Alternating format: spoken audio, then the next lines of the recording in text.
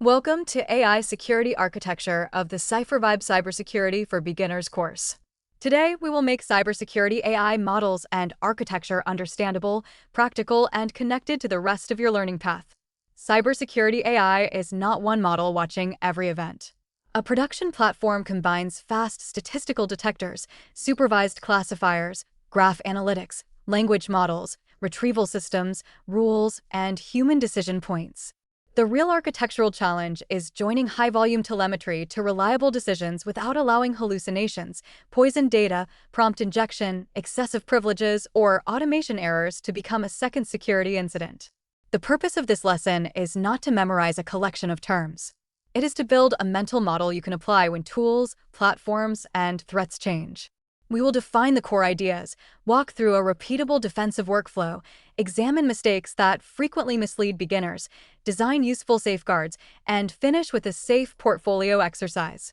Throughout the course, remember that security work begins with authorization, scope, and evidence.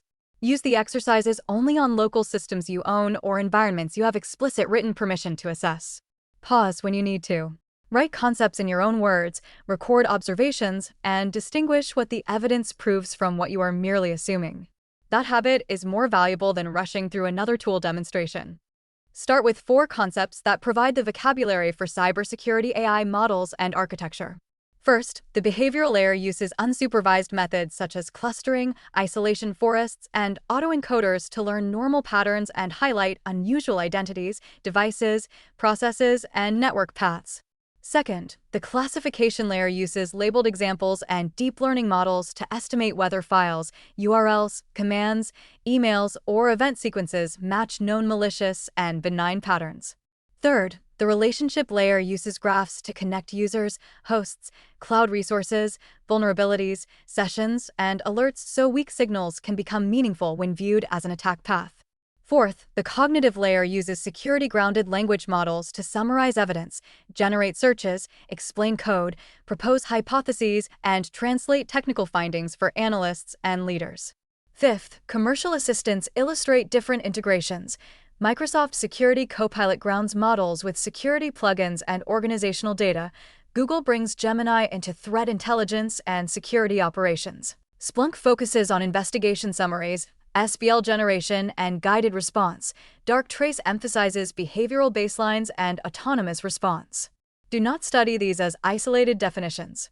Ask which asset or business service is involved, where the relevant trust boundary sits, which identity performs the action, and what reliable evidence would show that the control worked. Security reasoning is a chain. Source evidence supports an observation. The observation supports a conclusion. The conclusion informs a proportionate decision. The decision has an owner, an expected result, and a way to verify it. When any link is missing, say so. A professional explanation can include uncertainty without becoming vague. For example, a network record may prove that 2 addresses communicated, but it may not prove which human initiated the action or whether the content was malicious. Use diagrams whenever a relationship is difficult to explain in a sentence.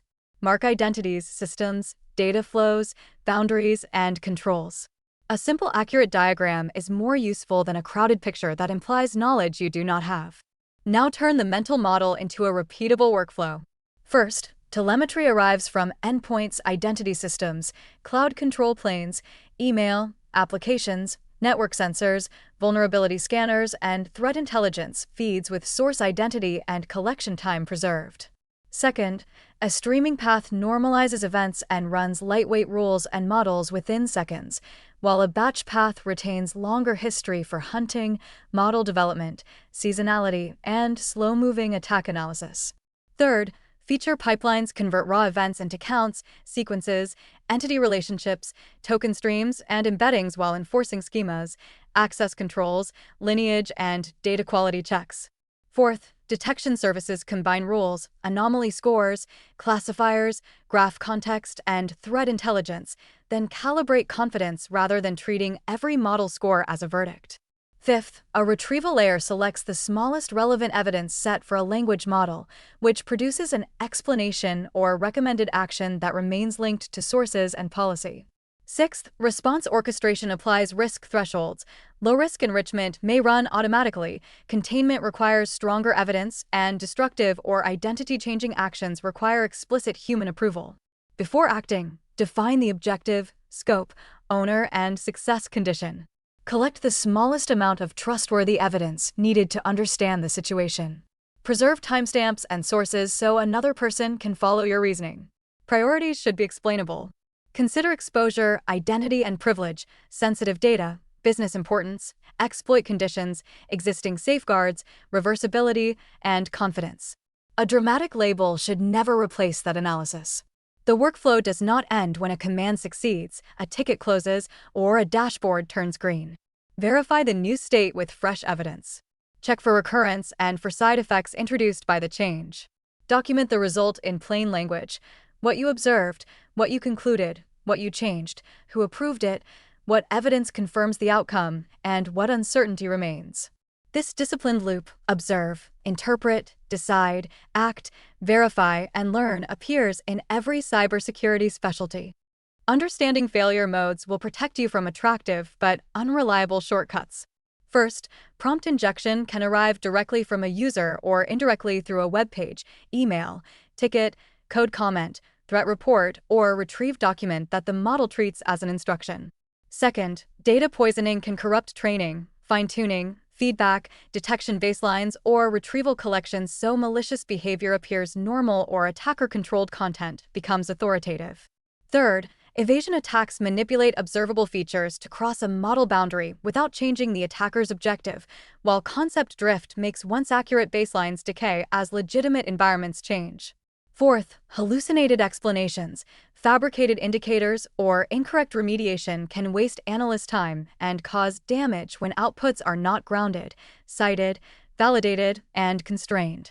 Fifth, overprivileged agents turn a reasoning error or injected instruction into real-world impact through email, identity, endpoint, cloud, ticketing, and orchestration tools.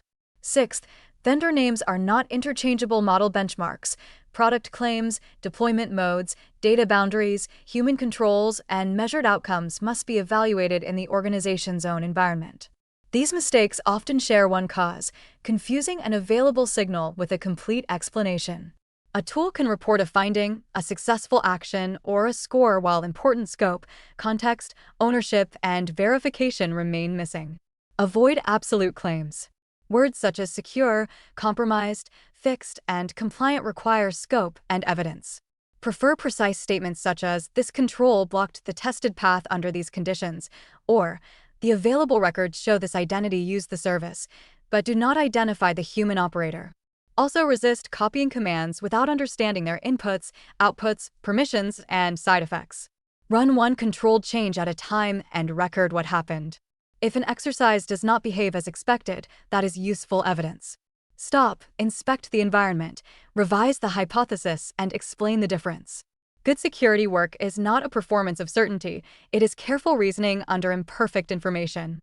Reliable security uses layers because no single control can prevent every failure. First, separate the data, model, decision, and action planes so no language model response can directly become a privileged command without deterministic policy enforcement. Second, treat retrieved documents and tool output as untrusted data, label their provenance, scan for injection patterns, enforce tenant-aware access controls, and filter both input and output. Third, use least privileged service identities, narrowly scoped tools, allow listed actions, approval gates, rate limits, reversible operations, and complete audit trails for every agent workflow. Fourth, evaluate detectors with precision, recall, false positive cost, time to detect, time to contain, calibration, drift, and adversarial test cases instead of relying on one accuracy percentage.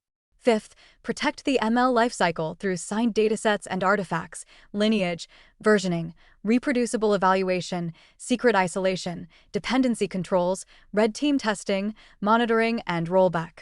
Sixth, keep analysts in control of ambiguous or high-impact decisions and make the system display evidence, uncertainty, alternative hypotheses, expected effect, and a safe reversal path.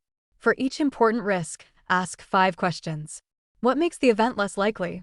What evidence would reveal it? Who can contain it? How will trustworthy operation be restored? Who owns the decision and accepts remaining risk? Least privilege applies to people, applications, devices, automation, data stores, and administrators. Access should be scoped, separated, monitored, reviewed, and removed when it is no longer needed. Every important control needs a test strategy. Include representative normal activity, negative cases, misuse, dependency failure, and rollback. A written policy is not evidence that a technical or operational control works. Design for humans. A safeguard that is impossible to use correctly will be bypassed. Provide safe defaults, understandable messages, usable recovery, and clear escalation. Finally, preserve the evidence trail from observation through decision, action, and verification. That history supports investigations, audits, lessons learned, and honest measurement. Turn this architecture into a safe deployment plan. First, begin with one measurable, low-impact workflow such as alert summarization or investigation enrichment. Second, define a telemetry contract for ownership, schema, sensitivity, lineage, and access. Third, separate fast streaming detection from historical analytics, then join their evidence through stable entity identifiers and a governed case record. Fourth, add retrieval and language model assistance only after citations, access control, prompt injection testing, and output validation work. Fifth, introduce automation gradually, enrichment first, reversible containment second, and privilege changes only with explicit human approval and tested rollback. Sixth, continuously measure outcomes, drift, adversarial failures, and analyst trust. Useful measures include precision and recall by detection use case, median time from signal to triage, false positive analyst minutes, percentage of model claims linked to evidence, high-risk actions receiving human approval, drift, and adversarial test failure rate. Each measure needs an owner, a trustworthy source, a review frequency, and a known limitation. The most important lesson is architectural. Cybersecurity AI is not a magic model replacing the Security Operations Center. It is a chain of data, models, retrieval, policy, tools, and people. Every link must preserve evidence, enforce least privilege, expose uncertainty, and fail safely. For chapter markers and primary source links, open the description.